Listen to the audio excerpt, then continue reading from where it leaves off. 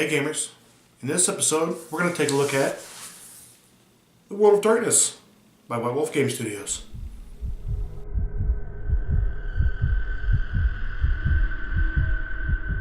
Hey gamers, welcome back to Game Master's Dungeon. I'm Brian, your Game Master, and today we are going to take a look at The World of Darkness by White Wolf Game Studio. Before we get into that, I would like to say thank you again for all of your support. If you enjoy the content that I'm producing, please hit that subscribe button, hit that bell notification as well, so when I post a new video, you can watch it as soon as it comes up, or at least you're notified.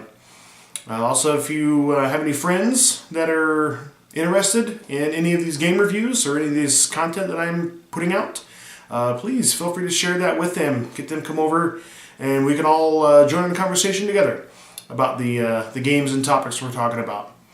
So now that we're done with that, so let's actually talk about World of Darkness. Love World of Darkness. So I started in, not with this, I started with Vampire the Masquerade 2nd edition back in the day. I had friends that, that were into it, and they, got us into it. I started playing it after I was playing Dungeons & Dragons, Advanced Dungeons & Dragons, actually. I have a lot of really good memories from those game sessions. Some of the friends that I have now, back in my my hometown where I'm from, we became friends during some of those game sessions. The great thing about games, role-playing games like World of Darkness, D&D, it brings people together, which is why I enjoy it.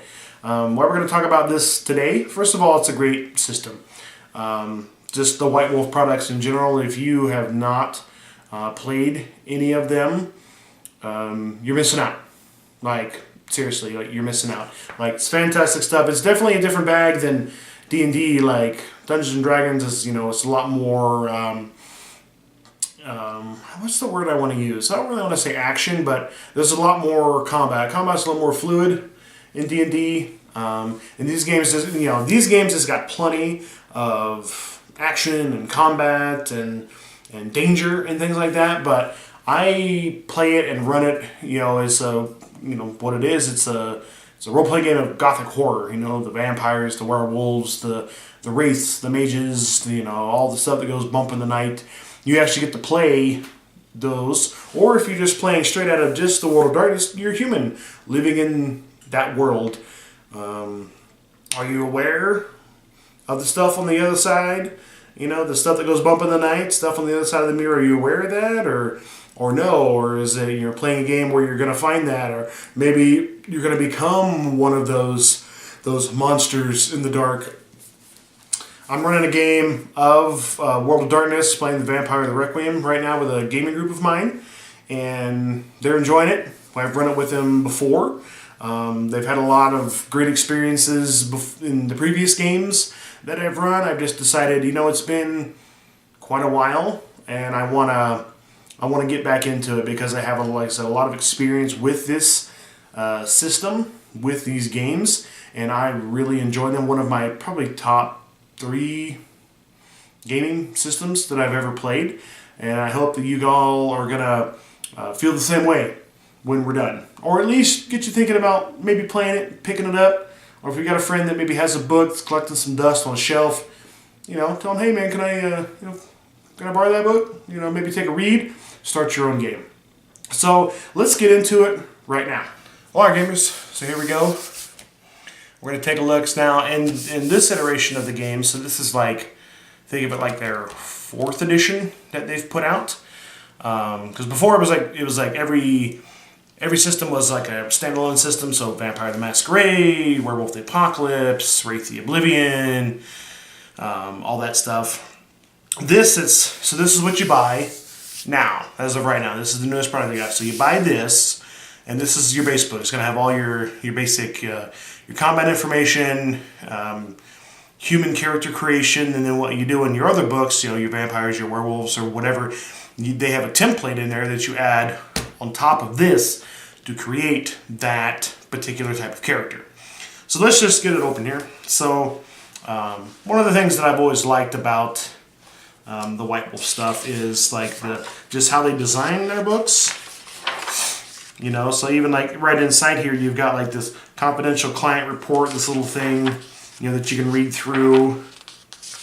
I haven't read through it because I've read so many of this stuff through all the books through all the years. You got your table of contents. You've got more. This is like little, you know, and it's all different fonts. Now, one of the things that can be off-putting, there's like 50 different fonts in this book that you kind of have to, okay, this is a story written by, you know, so-and-so. It's like a little tale that he's telling there. You know, it's got some pretty cool art, you know, wolves in the city. You know, chapter 1 is talking about your secret history. You know, so like you see, you got, you know, okay, you got story type stuff, regular game type information, then you've got more, you know, different fonts of different, may not necessarily related to like game statistics and mechanics, but it's either like a story or, you know, like a narrative piece in there that you can read through.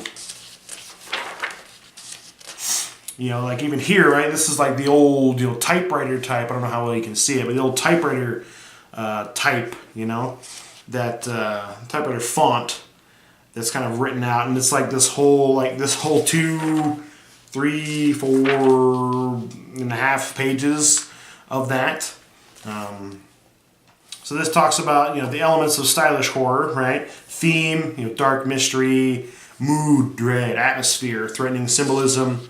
Then it goes into the road less traveled, and then you get different font, you know, and it's all right here, and then you get here, and it's back to regular font, and now you get like another different font in here.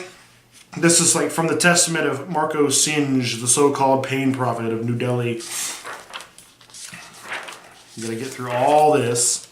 And then, you know, page 32, it talks about your storytelling rules summary. It talks about the dice you're going to use, how traits work. I like it because it's kind of like, it's a dot system. You buy dots. You know, strength, instead of having a number, you have X amount of dots. So strength 1, 2, 3, 4, 5, you know, up to, you know, it's human levels. And if you become powerful enough as, you know, vampire or werewolf, mage, whatever, you can have dots higher than that. Obviously, as you're getting into superhuman, you know, supernatural levels. It talks about modifiers. It does the dice pool. Now, the dice pool is one of those things that can be a little convoluted sometimes, because it's not always like this particular skill or this particular action may not always be the same skill roll. It might be a different combination of skills with a different combination of attributes depending upon what you're looking at. Good example, like, you know, like if you're familiar with Dungeons and Dragons, so like a spot check or a perception check, you know, D&D, it's the same roll every time, modifier, D20. This, it's, you know, you would use one attribute plus a varying degree of skills depending upon, is it subterfuge or plus larceny or plus whatever, to see certain things about certain types of skills. So that's one of the things you really have got to kind of read the book through. They do have a sheet or a couple pages in here later on that has like some sample rolls, some more commonly used stuff that you can go through. Talks about rolling dice. So this is a D10 based game. It's all it uses is D10s. And the dice pool is created with an attribute and a skill plus equipment modifiers and other modifiers. And you have, you can have X amount of, you know, D10s and you roll them. You know, you're looking for 8s or higher is a success, and then 1s remove successes. 10s allow you to keep the 10, and you get to re-roll that dice. Call, you know, roll again, I think is what they call it. And that lets you potentially add more successes. If you get another 10, you roll again. Another 10, roll again. And then each skill is kind of based on how well you succeed, not just. You don't just need one success. Sometimes you need 3, 4, 5 successes to accomplish different actions. And then it goes into types of actions. Then it talks about combat. Then it gives you like an example over here, in this section right here. You know, like let's see how it works in action. Your character tries to shoot a thug who just killed his friend. You know, it gives you the attribute and then your skill and what kind of weapon you're using, and it gives you a modifier, and you roll your dice and range, and there can be a lot of math involved, but it's really detailed. on how it works, because then you can, maybe you don't have decent firearms, but you have a better melee, so you would be better with melee. Or even if you don't have firearms, you can still make the roll, because they have the chance roll, which is pretty cool. One final rule: if your dice pool is ever reduced to 0 through negative modifiers, so say I have a dice pool of normally 3, but then it reduces by 4, so I have 0, I can still roll one dice, and attempt to get a success out of it. So you still have that chance of getting a success. So page 34 and 35 are going to be like, your big reference. This is your character creation. It goes through all the steps. It's actually pretty easy. You see the example of the character sheet here. Character sheet, and you get the bigger one here in the back. So I'll show you that. Yeah, see this character sheet? It's got all these little dots that you fill in, to represent your skills and your attributes and health and willpower and all that other stuff we'll talk about later. But, making a character, basically it gives you X amount of points to spend in certain sections on the character sheet. And then when you get experience through game, you spend experience points to increase certain stats by a certain number of dots, or you can purchase new skills.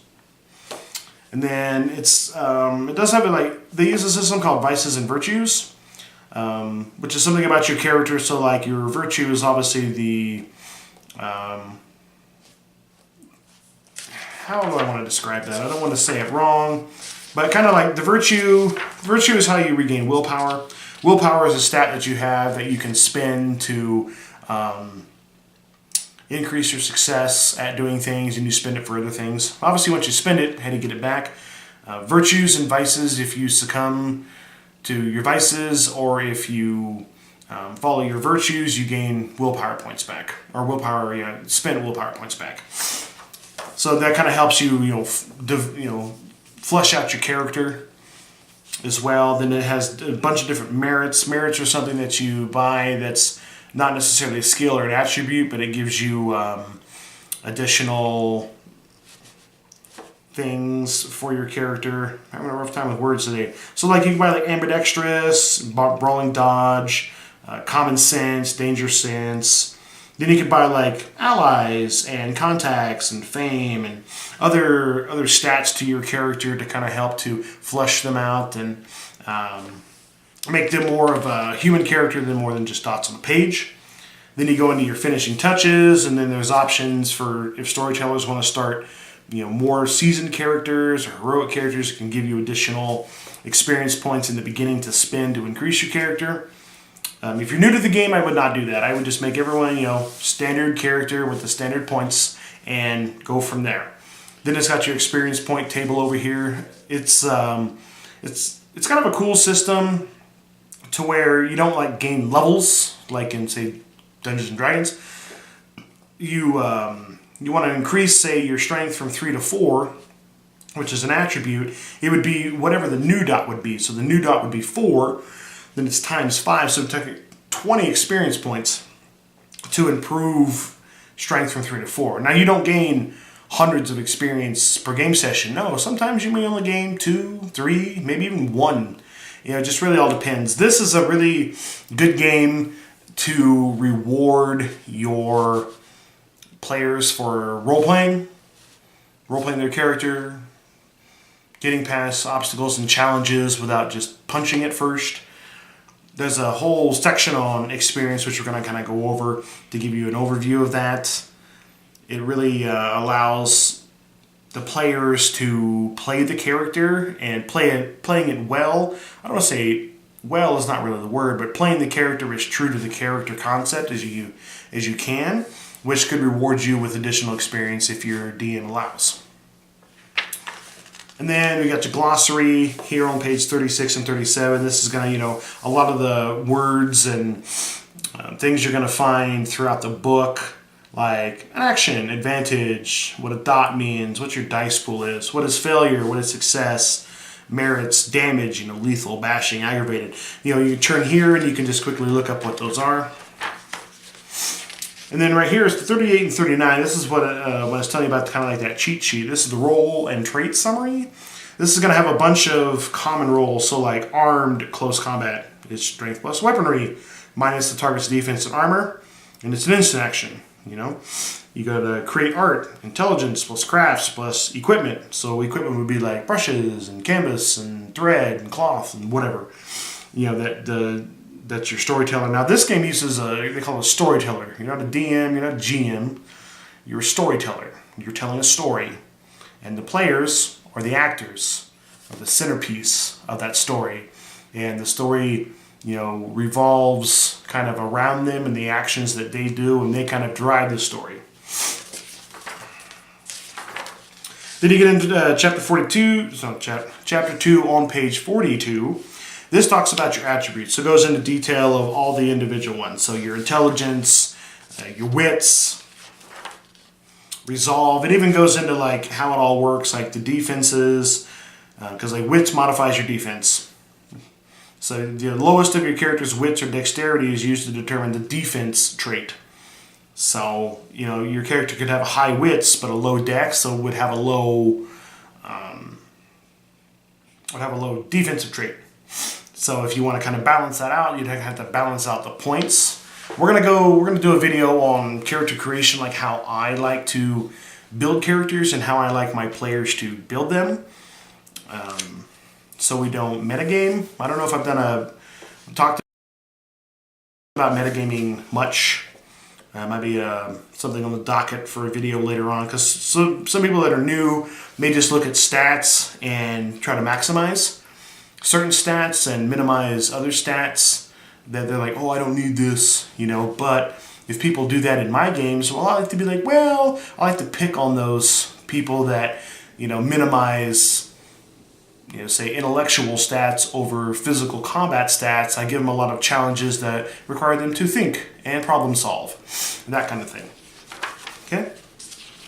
Then it goes in, you know, you get your physical attributes, so strength, dexterity, stamina.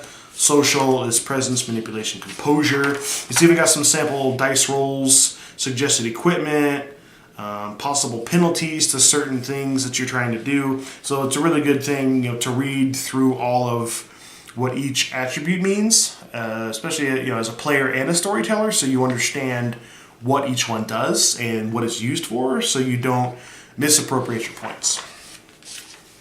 Chapter 3, you're going to talk about your skills. There's a bunch of skills, because there's, you know, how there's attributes for mental, physical, and social. The 3 sets of skills as well. And there's a bunch of skills, 10 or 12 or something like that, in each one. And they have a varying degree. Right here on page 54 is like what the skill dots mean. So dots 1 through 5, it gives you an example of, you know, so 1 dot is a novice, you have basic knowledge or techniques. Up to 5, you're a master. Unsurpassed depth of knowledge and or technique. You're a leader in that field. Okay? So read through all the skills. Just don't be like, medicine, whatever. No, read through medicine, right? It's not knowing how to just administer, you know, shot, but it does a lot of other stuff as well. So read through all your skills and all your attributes so you understand how they work.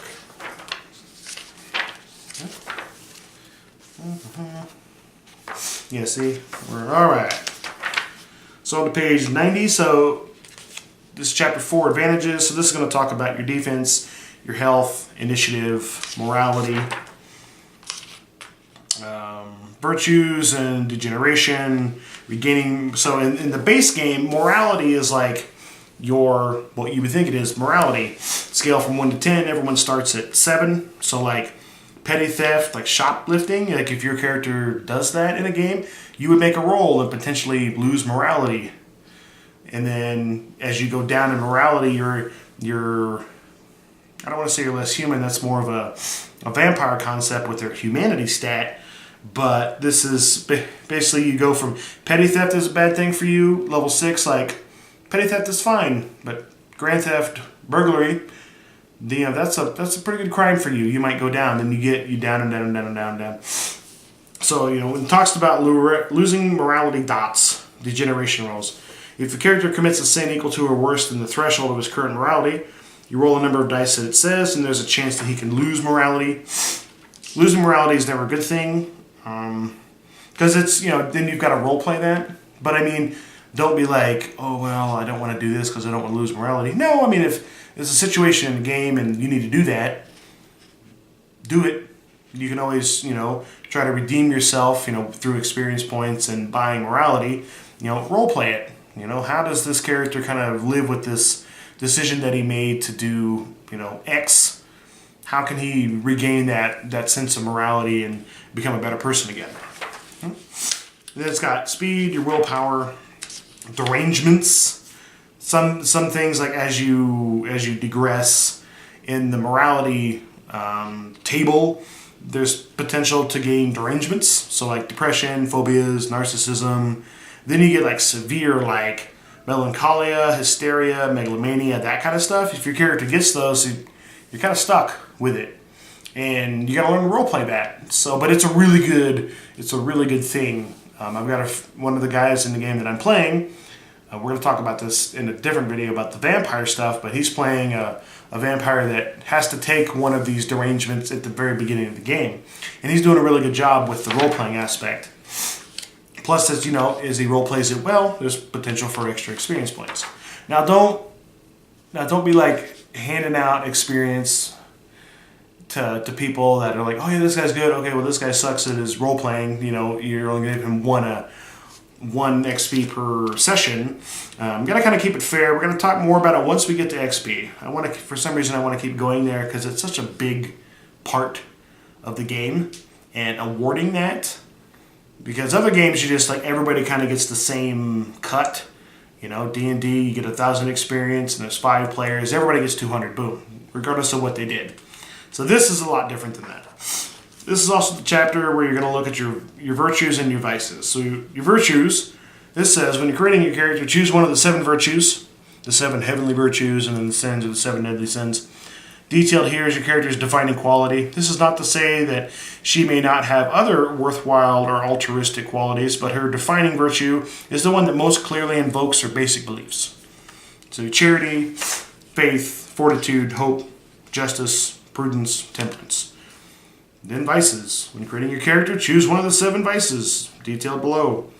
This is not to say that the character may not have other weaknesses or base impulses, but her defining vice is the one that clearly evokes her basic behavior.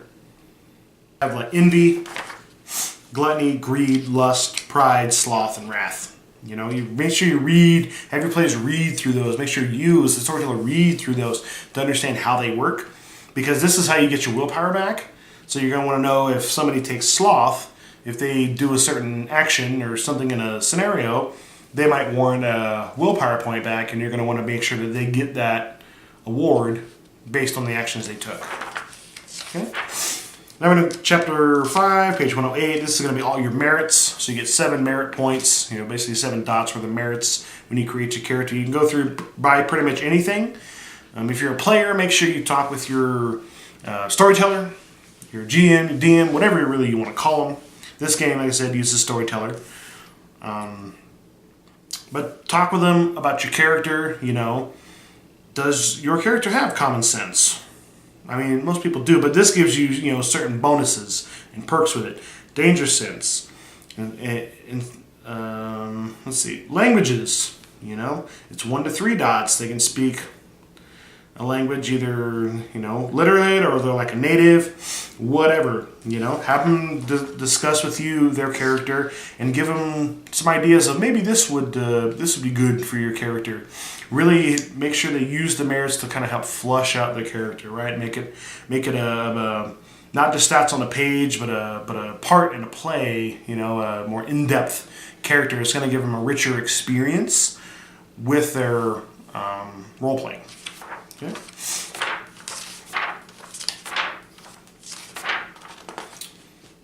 Then you got chapter 6 on page 120. This is the dramatic systems. So this goes over rolling dice, forming dice pools, the specialties that you get for skills. So back in the skills section, there's you can buy, or in the beginning when you create a character, you get 3 specialties that you can assign to skills. Could be, like firearms, could be assault rifles. It could be crafts, could be sewing.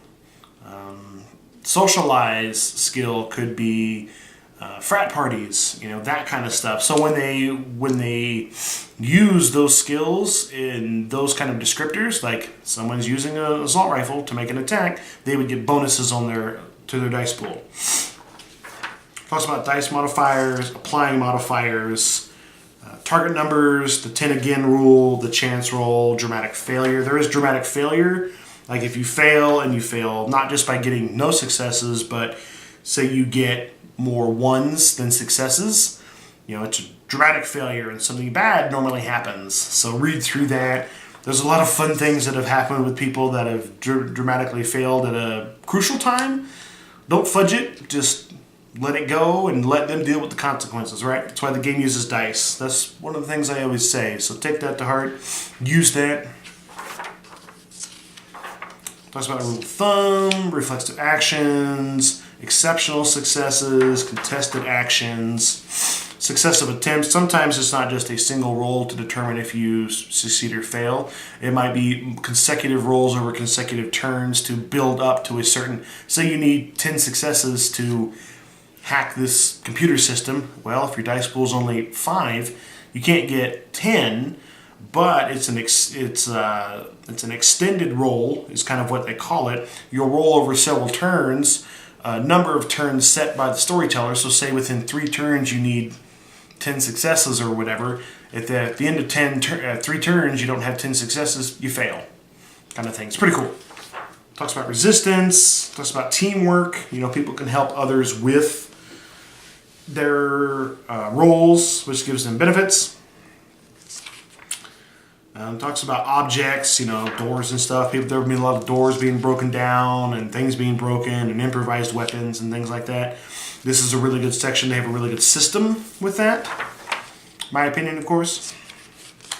Now, also it was 139. Now you're into equipment. It talks about die bonuses. Then it goes into a bunch of stuff. Automotive tools, climbing gear, first aid kits, a lockpick. The lockpick function, a set of tools used to trip locks and open doors and windows. Tools typically add dice to a dexterity plus larceny roll. So your storyteller would say, oh, you have a lockpick? Okay, you get like a +1 or a +2, to your dice pool. Night vision goggles, that kind of stuff. There's even like vehicles, because most of the time, you can really play in any time period. Victorian era, you can play futuristic, 2050 or whatever.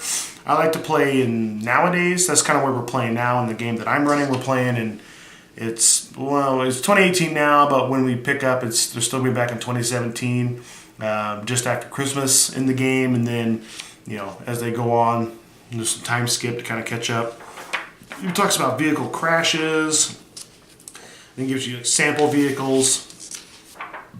Then you got chapter 7 on page 150. Talks about combat. Talks about initiative. So your initiative modifier, it'll just be plus a d10, and then there you go. That's your. Let's see. Make sure I'm not getting that confused with another system.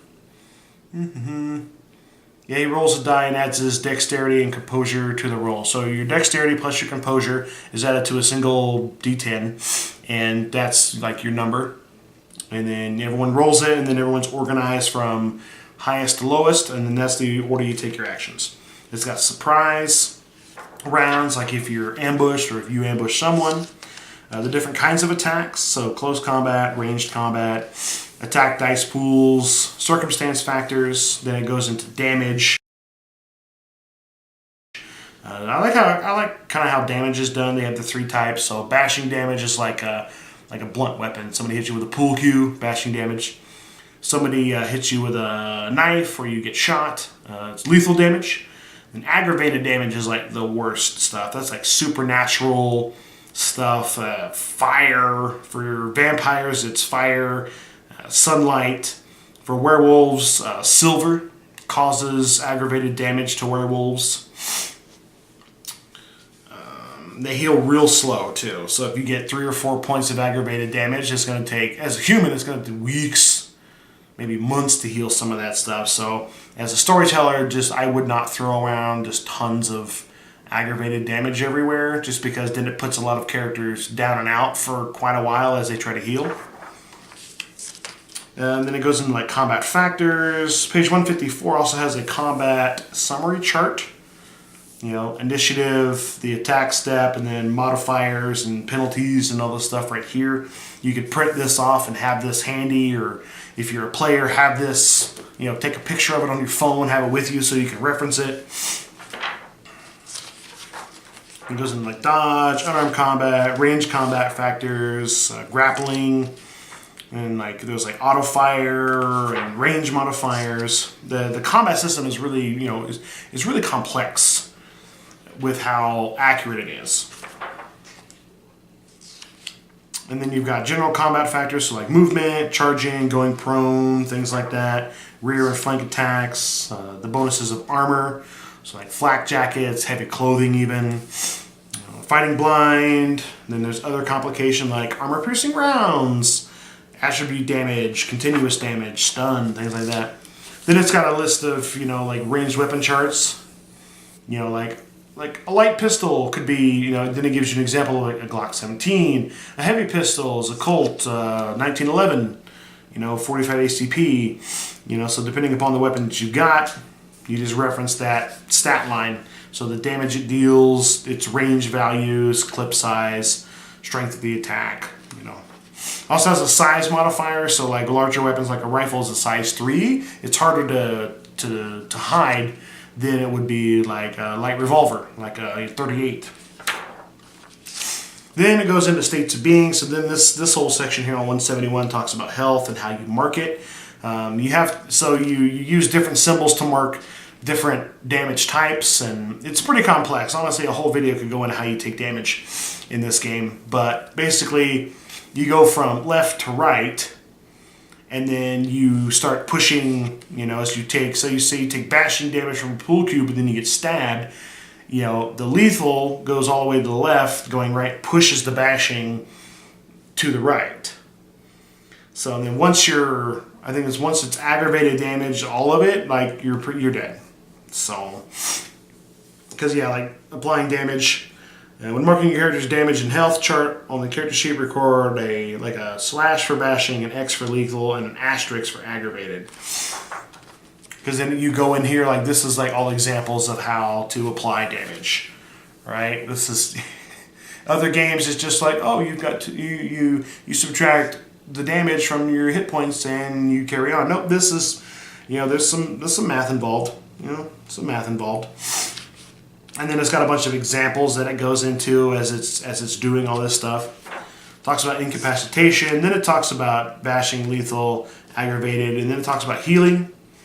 You even go into like deprivation, like hunger and thirst. I love how like this guy is supposed to look like Blade, like his tattoos and his glasses. Like I'm assuming with his bandolier of shotgun shells. Some of the art's really good. It even goes into like diseases, drugs, electrocution, fatigue, explosives, falling damage, temperature extremes, fire, poison, and toxins. Then it's like an example of play on 182. You know, this starts with David's investigation. The local mob boss has made the PI a target. Little does David know that when he leaves his office one night, a hired assassin waits, and then stuff ensues.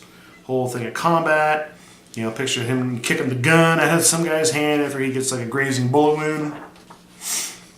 And there's like a guy with a submachine gun here. This guy's getting shot up in his vehicle while he's driving away. It's actually a pretty good combat summary. So definitely read through that so you understand it. Chapter 8. Now we're getting into storytelling. How do you tell a story in this game? How do you build your story? You build it like, you know, like you would any other game, right? You're gonna come up with a theme and a mood and develop characters and plot points and things like that. You have stories that intermingle with your chronicles. This game uses the term chronicle as like your overall storyline. Yeah, see, theme, mood. What happens in the story? Plot points, conflicts.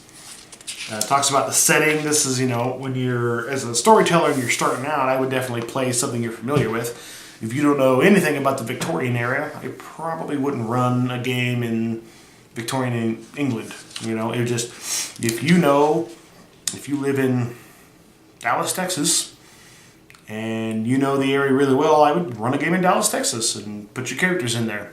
You know, if everyone's from the same area, it's easy enough for them to visualize. Then as you become more experienced, then you could branch out into, you know, other settings and time frames and different places of the world. You know, you just have to, you know, use the internet for some research. That's what I'm doing.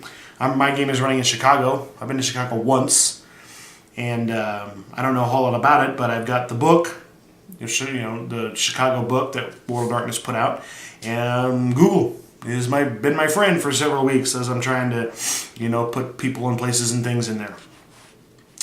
Talks about the gaming environment, using music. I use a lot of music. I'm running my game on Roll20, so Roll20 has like a jukebox, so you can have music queued up and you can play sounds and music at certain times for the nightclub, or you're skulking around the warehouse in the middle of the night, and you can make those, you know, those ambient sounds. Pretty cool.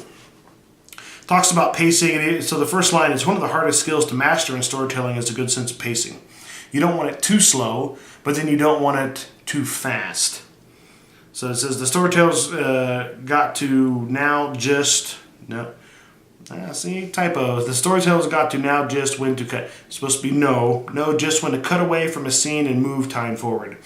If he does it too soon, he might rob the game of some role-playing scenes that will never take place. If he waits too long, the game drags and everyone gets bored. Right? Pacing, super important. Coaxing performances. Sometimes, you know, you'll put a scenario in there, and you know, some of the characters will be, oh, this should be easy for them to figure it out, but maybe they just don't think of what you're thinking of. Sometimes you've got to coax people into doing what you want without telling them what you want. So read this section. Like it says, some players are more outgoing than others. These types tend to overpower the game and hog the limelight. So those people that maybe aren't as comfortable with the role-playing and the talking as the character and taking action and things like that, give them an opportunity to shine. You know, maybe one character is, you know, he's kind of shy, new guy to the table, but his character is a thief or whatever, can really pick locks, and your group comes upon this door that he's the only one that can get you in, and you got to get in there. Well, this is his time to shine. You know, make him step up to the plate and, you know, have a little bit of that spotlight. Then it talks about the 10 Commandments. Now, this 10 Commandments, you know, this is specific to this. I have my own 10 Commandments of gaming, which you should check out, by the way, if you haven't already. I'm not going to read them all, but some of them are like, don't panic.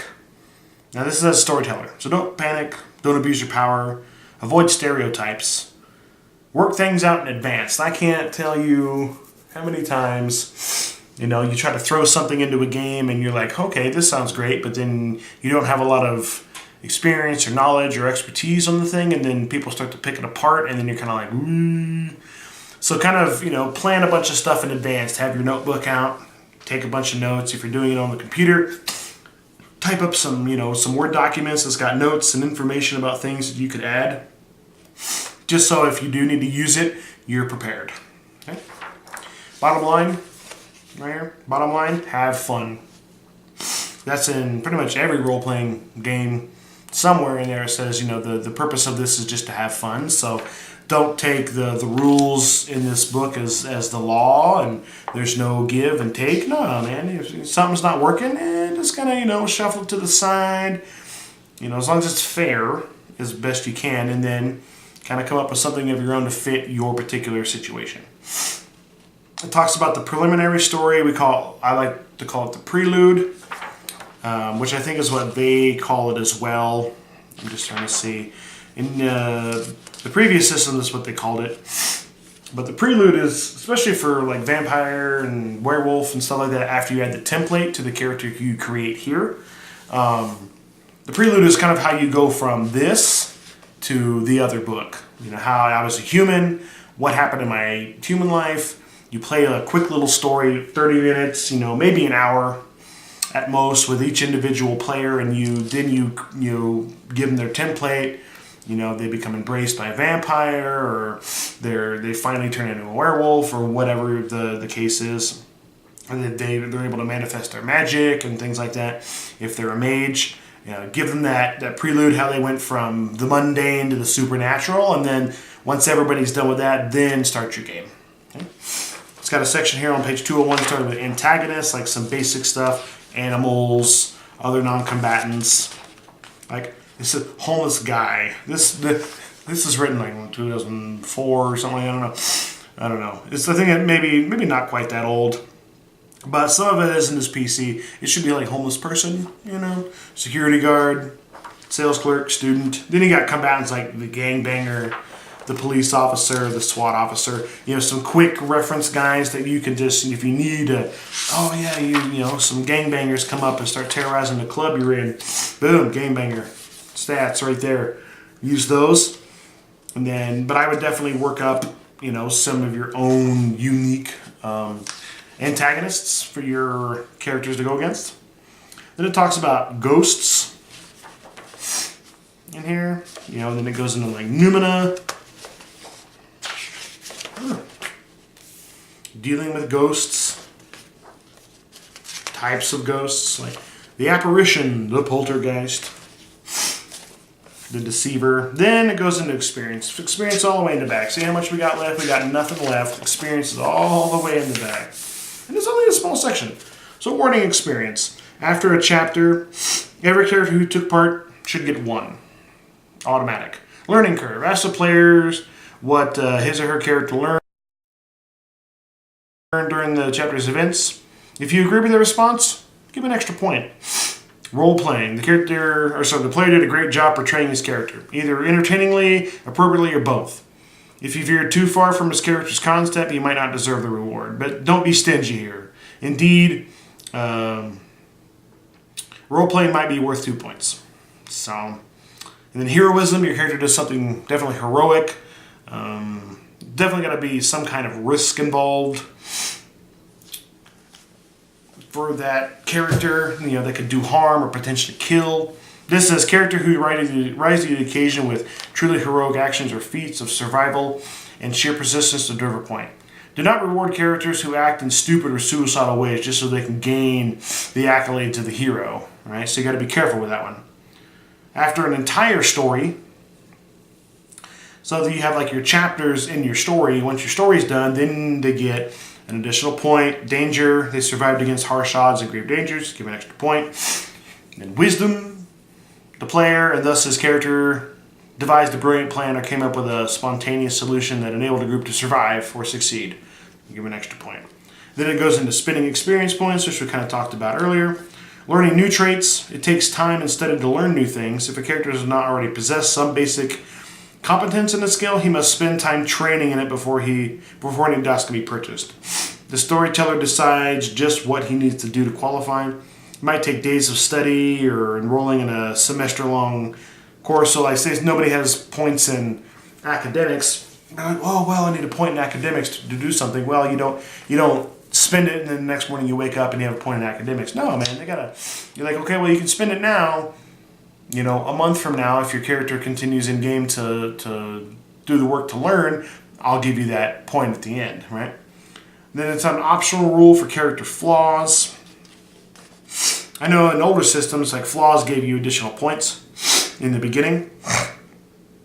Like flaws reward a character for overcoming adversity. If there's no adversity to overcome, there's no special excuse for growth or benefit. Flaws might be temporary or permanent, so that's an optional rule you can look at. Then it goes into mental, physical, and social flaws. Like physical flaw, dwarf, hard of hearing, you're lame, mute, one arm. Social flaws, you could be like behavior blind, you have a deformity, or you have an embarrassing secret or something, or you can be racist/sexist, that kind of stuff. If people are going to take flaws, make sure they role-play them, incorporate them into their character. Then, of course, on page 220, you get the index, and then you've got your character sheet at the end. Well, gamers, that was World of Darkness. Hope you guys enjoyed it. Hope you guys got some creative juices flowing. Hope you guys are excited, hopefully. This game is really fun. I mean, it's, you know, the book itself, you know, not a lot of colors, kind of bland, a lot of black and white, but it's a really good system. You can have a lot of great stories and a lot of great adventures in this, and I hope you guys feel the same way about it that I do. If you have any questions or comments about it, leave them down in the comment section below. I can answer, you know, hopefully whatever you need. If not, I'll find you an answer. Now, eventually we're going to do the other books, so Vampire the Requiem, Mage the Awakening. I'm about to have Ascension. That's the old version, and then Werewolf the Forsaken, I believe. I don't have access to the other books, but I've got those three. We're going to talk about those. Talk about the templates, how you put them on top of this, and then eventually I'm going to go back and do Vampire the Masquerade, games like that, and then I'll come in and kind of do like a comparison video. But with that, I'm going to leave it here. Thanks again for joining me in the dungeon. I am Brian, your Game Master, and until I see you again, happy gaming.